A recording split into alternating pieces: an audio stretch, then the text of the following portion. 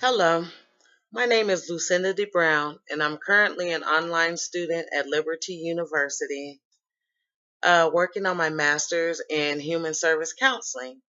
The class that I'm taking currently is Interpersonal Communication, which is HSCO 508 for the fall of 2014. Next slide, please. I will be defining interpersonal communication, identifying an overarching goal for my life, giving a definition of enlarging the conversation, defining how my background and behavioral blend influence conversation both negatively and positively, defining potential barriers in my interpersonal context, and also identifying and providing solutions to both internal and external pollution. And lastly, I will be describing a plan of action for my overarching goal. Next slide, please. What is interpersonal communication? Oh, Stewart says it's the type or kind of communication that happens when the people involved talk and listen in ways that maximize the presence of the personal. The communication is interpersonal when communicators give and receive or talk and listen in ways that emphasize their uniqueness. Next slide, please. Overarching achievement goal. Burley Allen says that when we assume responsibility for ourselves, following the road to self-development, personal effectiveness and power can be a privilege rather than a chore. My overarching goal is to become a level 1 listener so that I can be an effective counselor based on the principles of Christ. Next slide, please. Enlarging the conversation. Stewart says the conversation is the relationship, and I totally believe that. For my personality type in the Uniquely You personality test, Mel's Carbonell suggests that I be more outgoing and expressive, learn to take charge, improve my aggressiveness. Next slide, please. Improve my indecisiveness and need to please people, and improve my compulsion to get my facts right. And later on in the slides, we will discuss behavioral blends. Next slide, please. My background. I'm an African American female, middle-aged Christian grad student. Next slide, please. Positive background influences.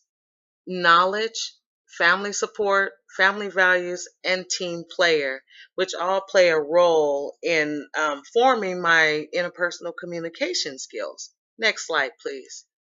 Negative background influences. I chose to use some that have affected me in my past and still, affect my communication skills would be rebellion, following wrongdoing, passive, shy, and reserved.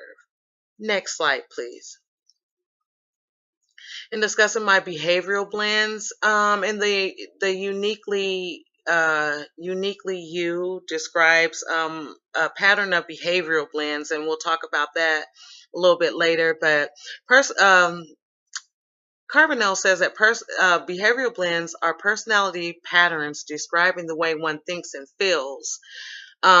He describes this as the 4 temperament model of human behavior. It's the DISC. The D stands for active task oriented, which could be directing, driving, dominating, decisive, doing behaviors. The I would be active, people oriented, which would range from inspiring, influencing, impressing to interested in people.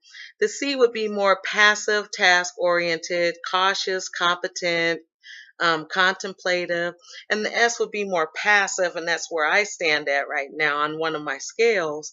Um, Steady, stable, shy, security oriented, submissive, specialist, to those sorts of natures. Next slide, please.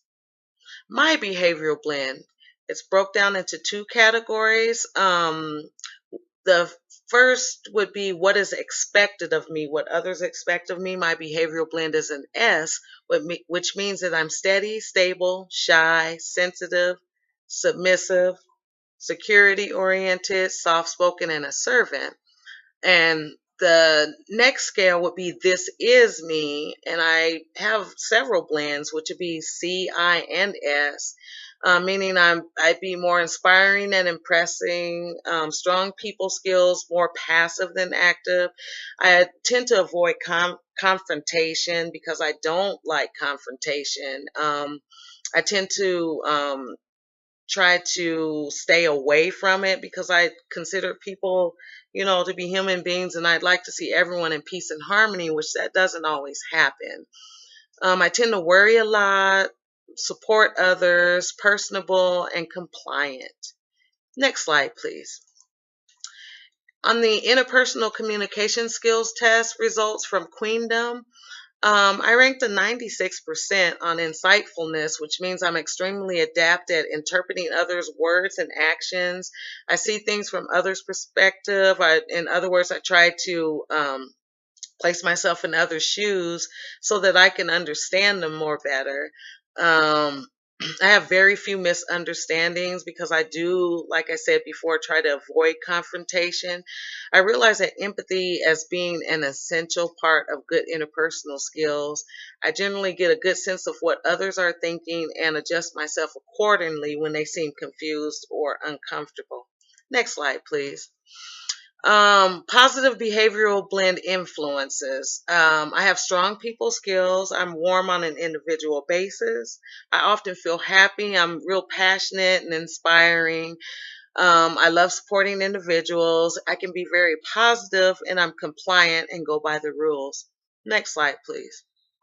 Some negative behavioral influences that affect my communication skills would be I neglect being firm against those who try to control me and tend to be passive. So, um, like I said before, I need to I have a lack of assertiveness and aggressiveness. I worry more than others and I take too long to solve problems at times. Next slide, please. Potential barriers that I have issues with at times. And looking at biased listening.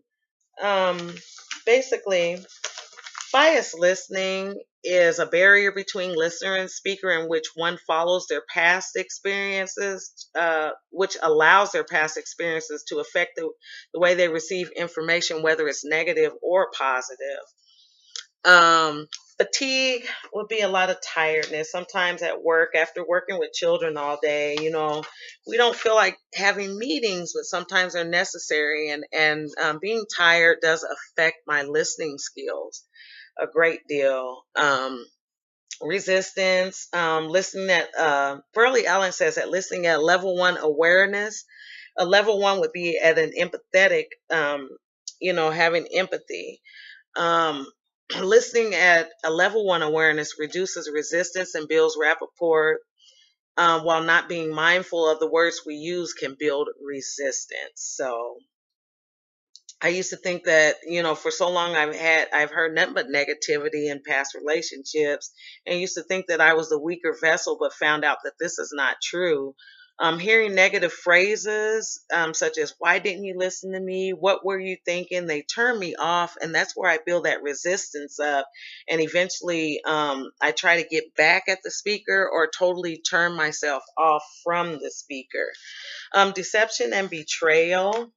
Um, Stewart says that lying, betrayal, and aggression are three of the most difficult elements of interpersonal communication, and I tend to deal with uh, two out of the three, which are being deceived and betrayed, which is um, extremely hard. When one is being deceived, especially in an intimate relationship, it's extremely hard to trust anything that they say.